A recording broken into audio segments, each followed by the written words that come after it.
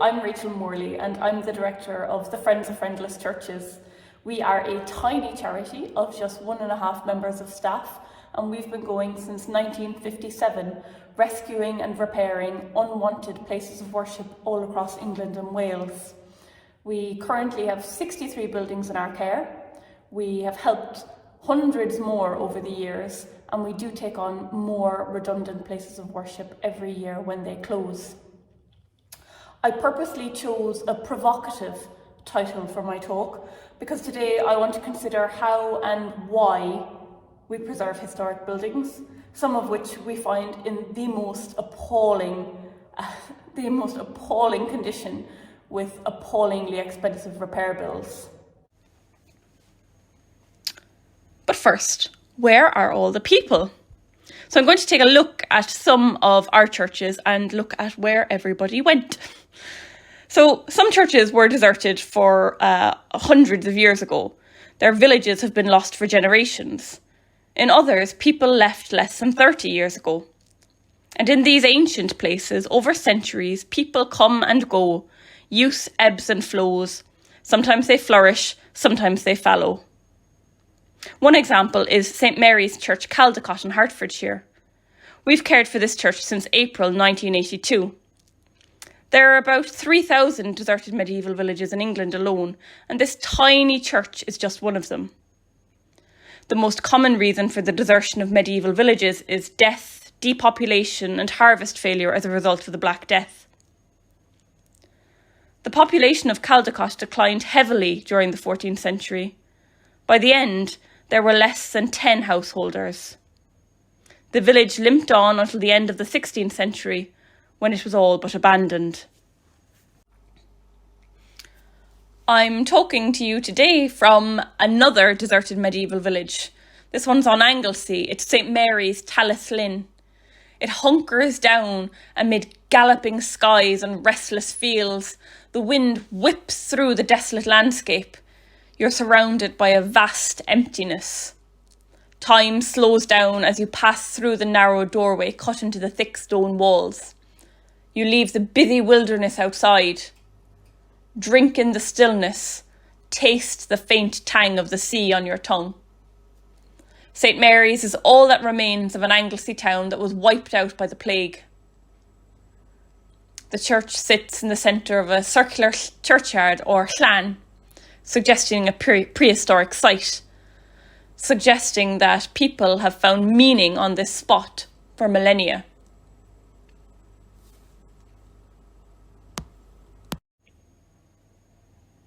Fast forward to the 19th century, which brought railways and industry. The move to industrial centres led to the building of new churches, but the abandonment of older rural ones. In 1801, 20% of the population lived in cities. By 1901, that was up to 75%. One of our examples is St Peter's, Wickham Bishops in Essex, which in 1850 found itself on the wrong side of the tracks. Literally. With the arrival of the railway, the village migrated to the east. Out of sight, the church spiralled into decay. The threat of demolition loomed until we saved it.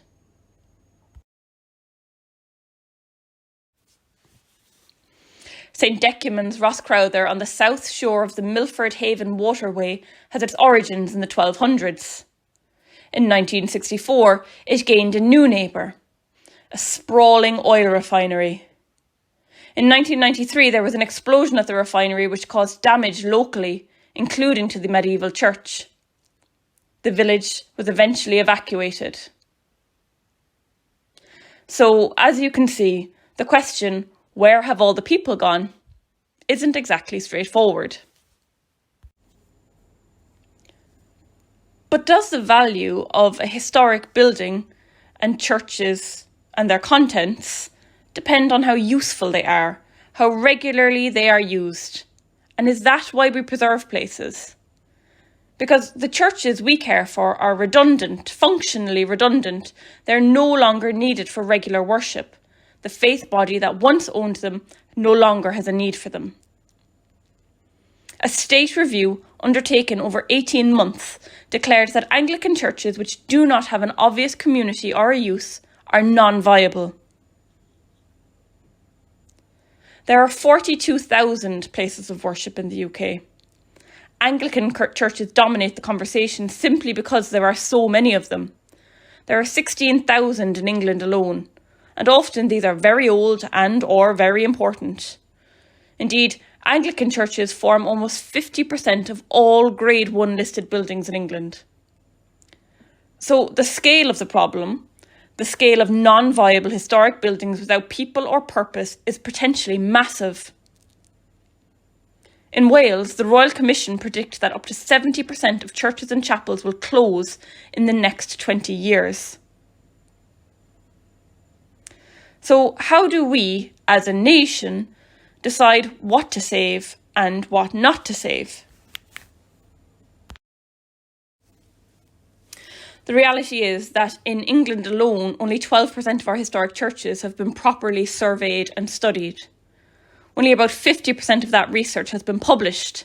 So the reality is we don't even know the extent of what we possess.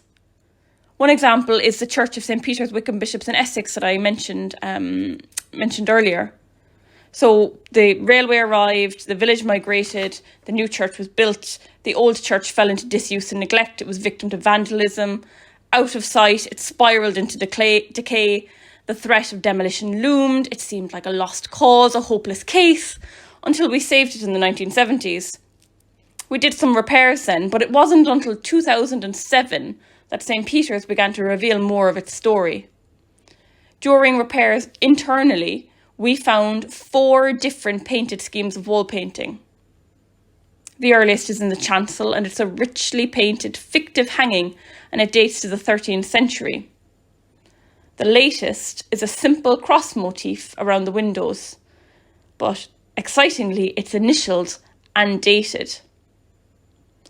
But this is just one example of what we could have lost if this building was destroyed as intended.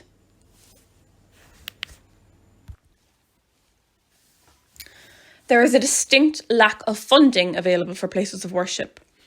As you may be aware, in 2017, the National Lottery Heritage Fund, the largest funder of heritage in the UK, cut, without any consultation, its dedicated stream of funding for places of worship. Churches could apply to the general pot. But the reality is that fewer are applying and fewer are having success. Indeed, since 2016, the National Lottery Heritage funding of smaller parish churches, that is, not cathedrals and major churches, is down 80%. So it appears that in order for built heritage to be worth protecting and funding, it needs to continually prove its worth, prove that it is useful to society and serves more and more people. So many small places of worship in isolated locations just cannot satisfy this criteria, particularly when they're pitted against projects in urban centres that just have access to more people. So one of my goals is to try to change what is understood by sustainable and viable for historic places of worship which may be rural and have small communities. I want to highlight that the burden of caring for thousands of the nation's most important buildings falls on a tiny proportion of the public who are, for the most part, volunteers. I hope to change the thinking of how religious heritage is valued, to acknowledge its intrinsic value, to acknowledge that this value alone is worth supporting. Because some parishes, some churches will have a thriving community presence, others don't. Both are equally important. As I said at the beginning, people always come and go, but the importance of these places doesn't diminish.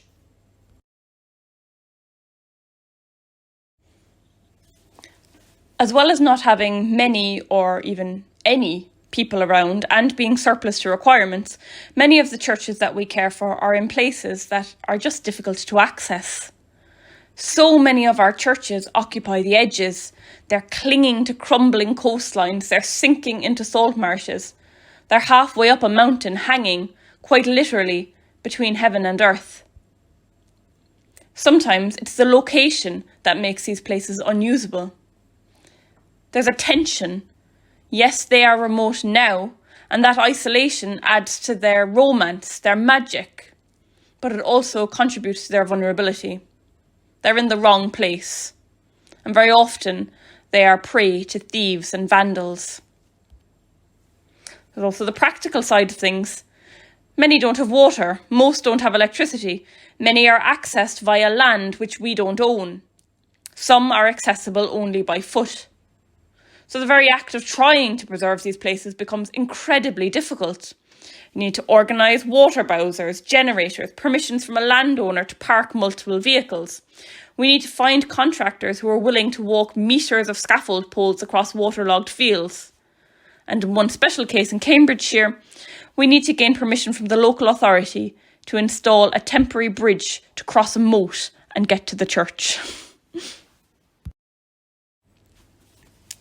So having heard of all of that, you might wonder, why do we continue to do this? Well, it's because the parish church isn't like a castle or a pub. Parish churches are the spiritual investment of generations. Not only the spiritual investment, but also the artistic investment, the human endeavour. The parish church has always been a community's greatest expression of itself across centuries. Most of the buildings were built, endowed and sustained by local people.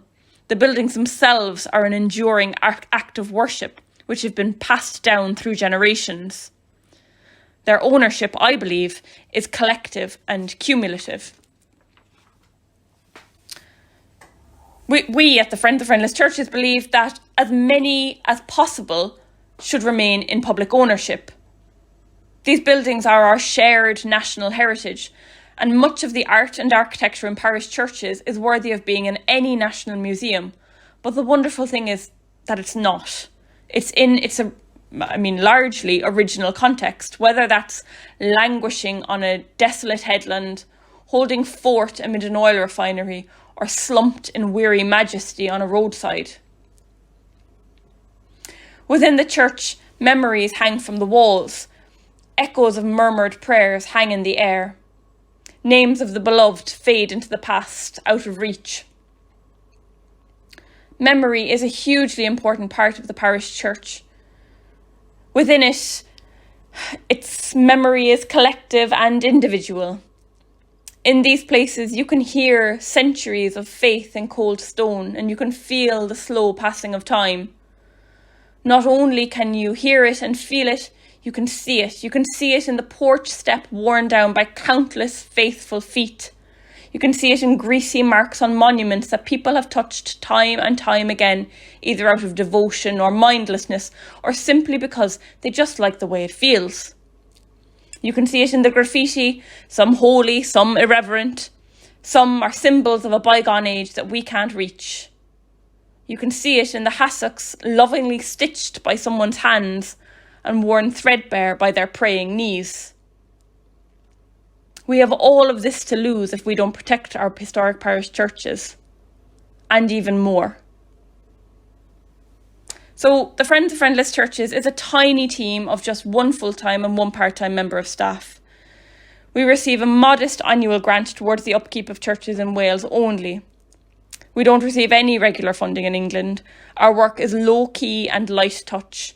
Sometimes it takes decades for us to fully fund and complete a restoration project. But it's not a race, and we're here for the long haul.